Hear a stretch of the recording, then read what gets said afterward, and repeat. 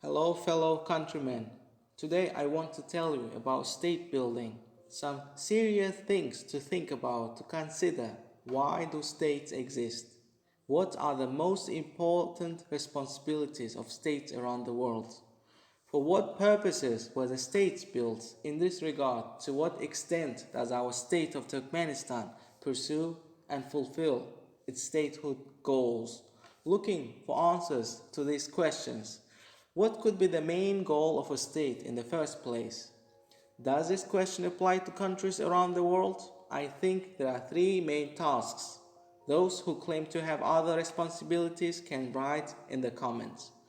The first is to be a social state to improve the social and living conditions of the society, to develop the economy, to prevent hunger. You may hear on our television beautiful sayings like improving the welfare of our people, but unfortunately, we have a society that is getting poorer by the day. The second is to ensure the safety of that community, protecting the community from possible external threats, maintaining the security of the nation. The third is to perform the verification work, otherwise is correction works. The main topic we will cover today about those three topics. The first one was not carried out by our state of Turkmenistan. Has our situation improved? Sitting in the government may be a temporary improvement for the bootlickers or ass-lickers who call the president glory to the Arkada. But as we see, they end up in prison. We don't see anybody retiring. So life didn't get better. Even poor people live more comfortably than they do, because no one knows when the officials will be sent to prison. And the ministers are in our country no different than cowardly slaves. The second is to ensure the safety of the community. According to reports in our neighboring Afghanistan, the Taliban are growing stronger and threatening the Turkmen community. Our soldiers, on the other hand, are experiencing days when their stomachs are hungry and their spirits are low.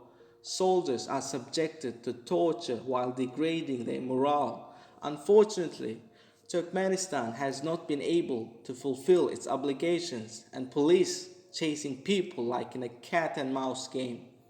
Nonsense reasons such as why you didn't wear a mask, why your nose seen, why you went through that door or through that room. With such excuses, they take hard-earned money from people by bribing. You will not hear a warning from them. For them, money matters the most. In many countries, if people see the police on the road, they will feel more secure. But in our country, people start fearing them, fearing the police, because there are so many of them just bad, greedy, and corrupt. There are good ones in them, but sadly, too little. We understand them that the people and the government have lost faith in each other, and the Gurbangulis policies are to blame for these things because they are not hired on the basis of eligibility when getting hired. Here, our state has failed to ensure the main task, which is safety of its citizens. Now, let's look at the wider issue here. What is verification work, confirmation work, which is the third task of the state? In everyday life, for what reasons does everyone knock on the door of the government agencies? Let us all remember together. For example, if you're a salesperson, you go to attorney, lawyer, if you need and authenticate your documents. Either you go to the bank if you want to pay somewhere, or you go to the marriage house if you want to get married. You go to the city council or the house administration if you need a certificate. They ask for your passport when we get there. Why?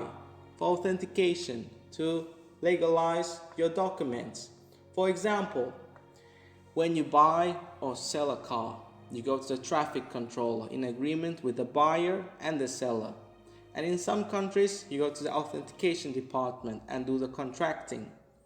The authorized representative of the state checks the documents of the seller, the documents of the buyer, the documents of the vehicle. Person does everything on earth and he pays for it. Or if you're going to the bank, they ask you who's sending, who's the buyer, is there any money, is the billing correct, and is the transfer of that money to the buyer is correct. On the basis of that, the deduction of the fee even after carrying out its approval work.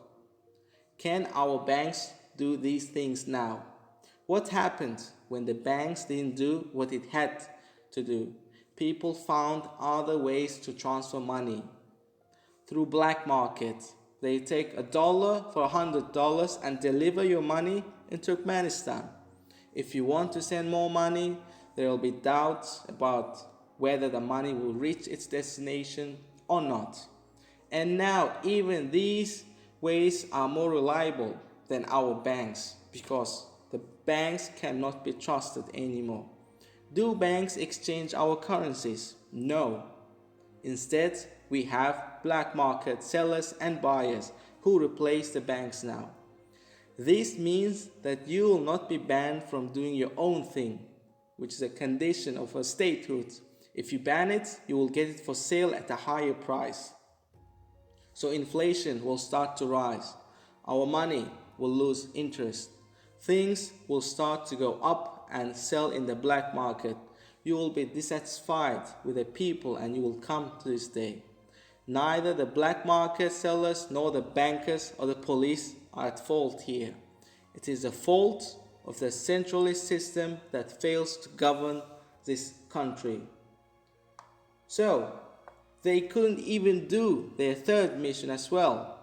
Corruption will take a high toll if we do not set up a state-run system that's productive and profitable.